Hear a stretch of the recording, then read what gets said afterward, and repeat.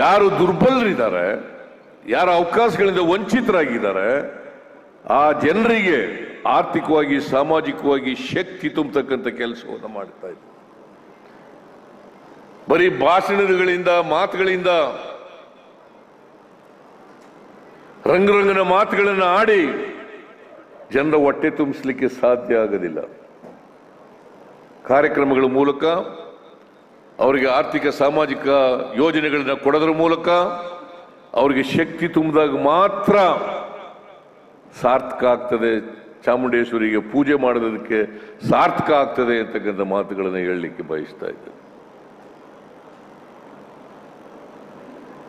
ನೀವೆಲ್ಲ ಬಹಳ ಜನ ಫಲಾನುಭವಿಗಳಿದ್ದಾರೆ. ಅವರೆಲ್ಲ ದಿನನಿತ್ಯ ನನಗೆ ಹೇಳ್ತಾರೆ, ಯಾವ ಕಾರಣಕ್ಕೂ ಹೆದರ್ಕಬೇಡಿ ಸ್ವಾಮಿ, ನಾವು ನಿಮ್ಮ ಜೊತೆ ಇದ್ದೀವಿ, ಯಾವ ಕಾರಣಕ್ಕೂ ಹೆದರ್ಕಬೇಡಿ, ನಿಮ್ಮ ಜೊತೆ ಇದ್ದೀವಿ. ನನಗೆ ನಂಬಿಕೆ ಇದೆ, ನ್ಯಾಯಾಲಯಗಳಲ್ಲಿ ನಂಬಿಕೆ ಇದೆ. ನಾವು ಆತ್ಮಸಾಕ್ಷಿಗೆ ಅನುಗುಣವಾಗಿ ನಡ್ಕೊಳ್ತಕ್ಕಂಥ ಪ್ರಯತ್ನವನ್ನು ಮಾಡ್ತಾ ಇದ್ದೀವಿ. ಅದಕ್ಕೆ ನಿನ್ನೆ ಮಹಾತ್ಮ ಗಾಂಧೀಜಿ ಜಯಂತಿ, ಆ ಜಯಂತಿ ದಿನ ಹೇಳಿದೆ ನಾನು, ಮಹಾತ್ಮ ಗಾಂಧೀಜಿಯವರು ಉಲ್ಲೇಖ ಮಾಡಿದ್ದಂಥ ಒಂದು ವಾಕ್ಯವನ್ನ ಹೇಳಿದೆ. ಏನಪ್ಪ ಅದು ಅಂತಂದ್ರೆ, ಈ ಆತ್ಮಸಾಕ್ಷಿ ನ್ಯಾಯಾಲಯ ಇದೆಯಲ್ಲ, ಇವು ಎಲ್ಲ ನ್ಯಾಯಾಲಯಗಳಿಗಿಂತ ಮಿಗಿಲಾದದು ಅಂತಕ್ಕಂಥ ಮಾತುಗಳನ್ನ ಬಾಬಾ ಇವರು ಮಹಾತ್ಮ ಗಾಂಧೀಜಿ, ರಾಷ್ಟ್ರಪಿತ ಮಹಾತ್ಮ ಗಾಂಧೀಜಿ ಹೇಳಿರ್ತಕ್ಕಂಥ ಮಾತುಗಳು, ಅದನ್ನು ಹೇಳಿದೆ. ಅದರಿಂದ ನ್ಯಾಯಾಲಯಗಳಲ್ಲಿ ನಂಬಿಕೆ, ನಾನು ಆತ್ಮಸಾಕ್ಷಿಗೆ ಅನುಗುಣವಾಗಿ ಮಾಡಿದ್ದೇನೆ ಅಂತಕ್ಕಂಥ ವಿಶ್ವಾಸ, ದೃಢ ನಂಬಿಕೆ. ಅದರಿಂದ ಸತ್ಯಕ್ಕೆ ಯಾವಾಗಲೂ ಕೂಡ ಜಯ ಸಿಗ್ತದೆ ಅಂತಕ್ಕಂಥ ಮಾತುಗಳನ್ನು ಹೇಳಲಿಕ್ಕೆ ಬಯಸ್ತಾ ಇದ್ದೇನೆ.